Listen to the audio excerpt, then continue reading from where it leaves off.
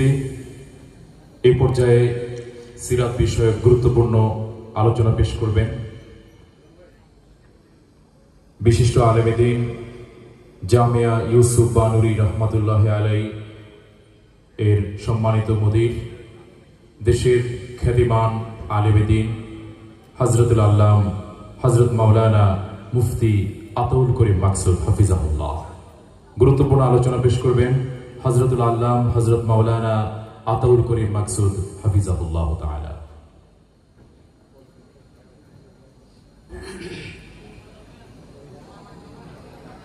نحمده ونصلي على رسوله الكريم أما بعد فأعوذ بالله من الشيطان الرجيم بسم الله الرحمن الرحيم وما أرسلناك إلا رحمة للعالمين।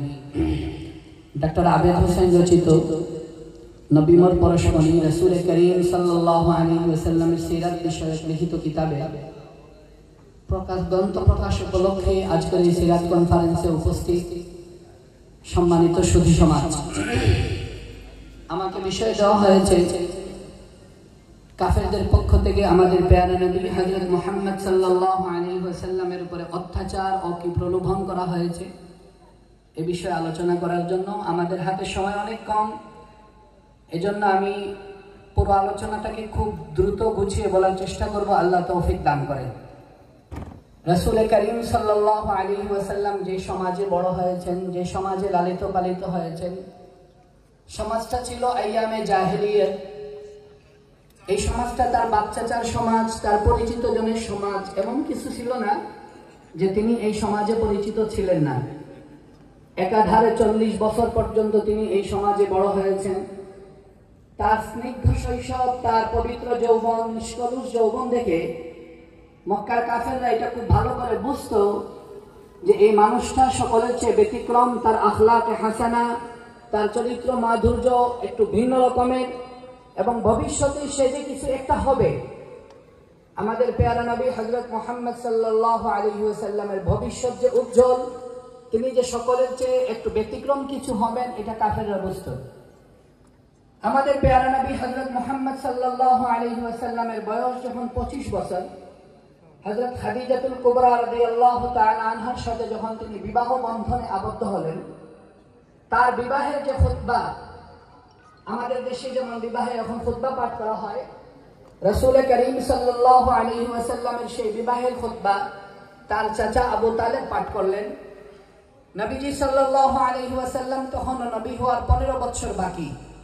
ওই খুতবাতে খাজা আবু তালেব, তিনিও কাফের, রাসূল করিম সাল্লাল্লাহু আলাইহি ওয়াসাল্লামের আনুষ্ঠানিক নবুয়তের এখনো 15 বছর বাকি।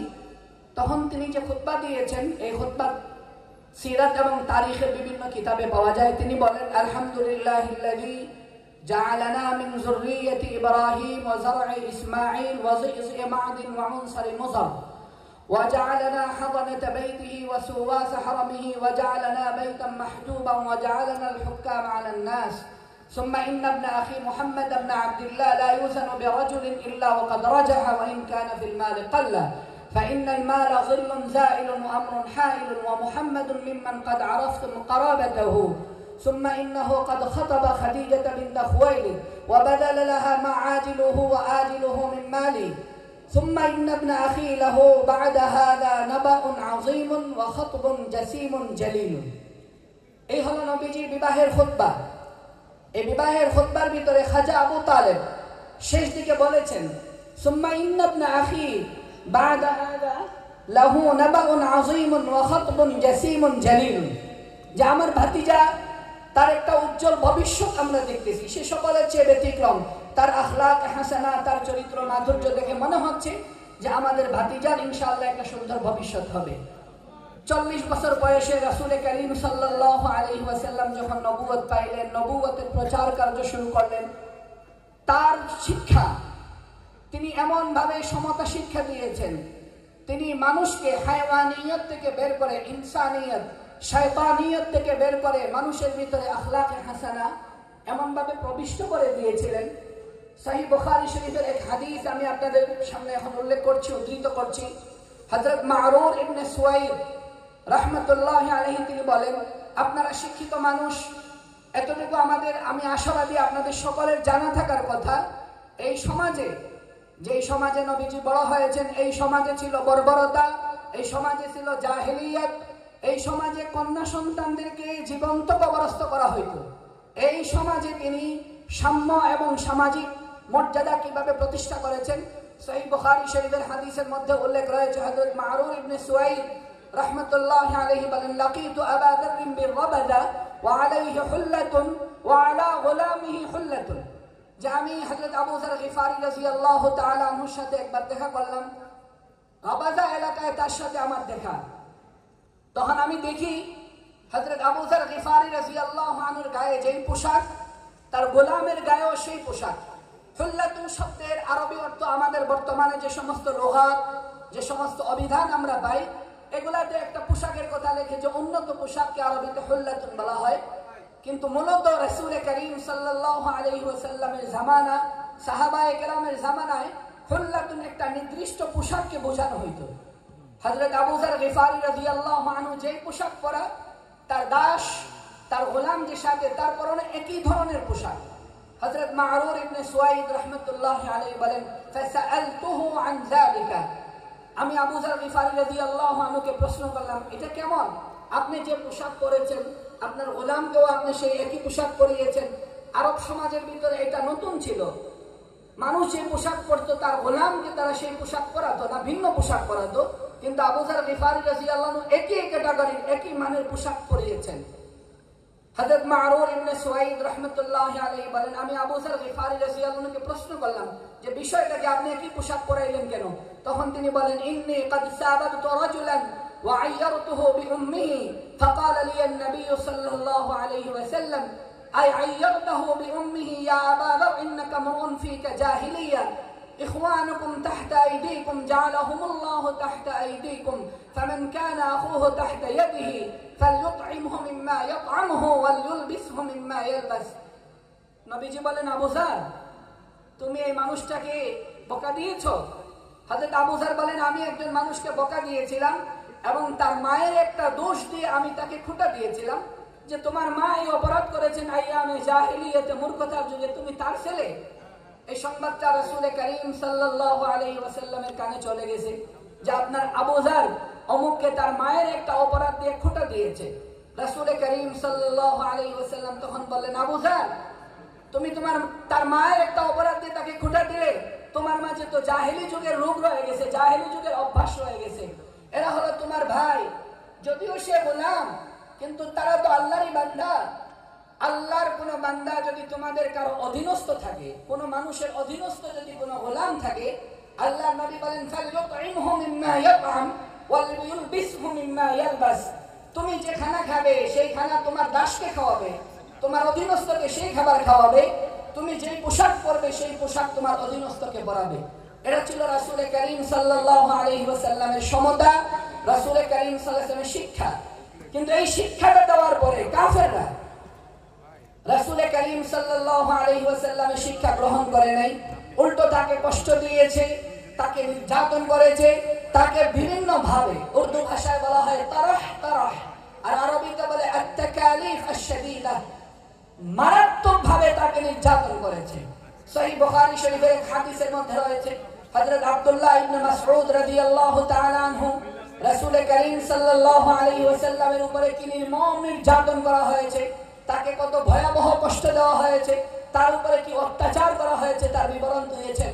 হযরত আব্দুল্লাহ ইবনে মাসউদ রাদিয়াল্লাহু তাআলা আনহু বলেন, বাইনামা রাসূলুল্লাহ সাল্লাল্লাহু আলাইহি ওয়াসাল্লাম ইউসাল্লি হাওলাল বাইত ওয়া আবু জাহল ওয়া আসহাবুহু জালিসুন ইনদাহু ওয়া ক্বাদ নুহিরাত জাযুরুন বিল আমসি ফাকাল আবু জাহল আইয়ুকুম ইয়াকুমু ইলা সুলা জাযুর বানি ফুলান ফাতাখুযুহু ফাতাদাউহু ফি কাতিফাই মুহাম্মাদিন ইযা সাজাদা। আব্দুল্লাহ ইবনে মাসউদ রাদিয়াল্লাহু আনহু বলেন, রাসূল করিম সাল্লাল্লাহু আলাইহি ওয়াসাল্লাম একবার হারাম শরীফে বাইতুল্লাহ শরীফের পাশে নামাজ পড়তেছেন। নামাজ পড়া অবস্থায় নবীজি একা নামাজ পড়তেছেন, ইবনে মাসউদ রাদিয়াল্লাহু আনহু একটু দূরে, মক্কার কাফেররা আবু জাহল এবং তার সাথীবর্গরা একটু দূরে বসা। মক্কা মুকাররমায় তার আগের দিন একটা উট জবাই করা হয়েছে, একটা উট। আবু জাহেল বলতেছে আইয়ুকুম ইয়াকুমু ইলা সুলা জাসুর বানি ফুলান, আচ্ছা গতকাল যে মক্কা শরীফে একটা উট জবাই করা হয়েছে, তোমাদের মধ্যে কি কেউ আসো যে উটের ওখানে যাবে, ওই উটের ফেলে দেওয়া নাড়ি ভুড়ি যেখানে ফেলে দেওয়া হয়েছে সেখানে যাবে, ফাতাখুযুহু ওয়া তাদউহু ফি কাতিফাই মুহাম্মাদিন ইযা সাজাদা, ওই নাড়ি ভুড়িগুলা নিয়ে আসবে, নষ্ট রক্তে ভরা রক্তাক্ত নাড়ি ভুড়িটাকে ধরবে নিয়ে আসবে, ফাতাদউহু ফি কাতিফাই মুহাম্মাদিন ইযা সাজাদা, মুহাম্মদ যখন সিজদা দিবে সাল্লাল্লাহু আলাইহি ওয়াসাল্লাম, নবীজি যখন সিজদায় যাবেন তখন নবীজির কাঁধের উপরে নবীজির ঘাড়ের উপরে এই নাড়ি ভুড়িগুলা দিয়ে দিবে, এমন কেউ আসো?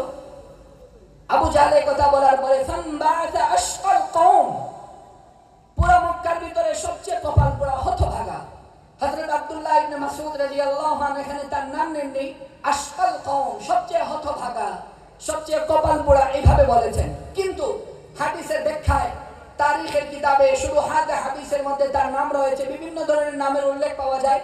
সবচেয়ে বিশুদ্ধভাবে যে নাম এসেছে তাকে বলা হয় উকবা ইবনে আবি মুআইদ।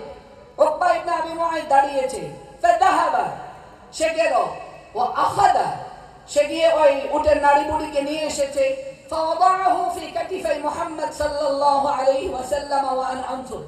হযরত ইবনে মাসউদ রাদিয়াল্লাহু আনহু বলেন, রাসূল করিম সাল্লাল্লাহু আলাইহি ওয়াসাল্লাম যখন সিজদায় গেলেন তখন নবীজির কাঁধের উপরে সেটা রেখেছে।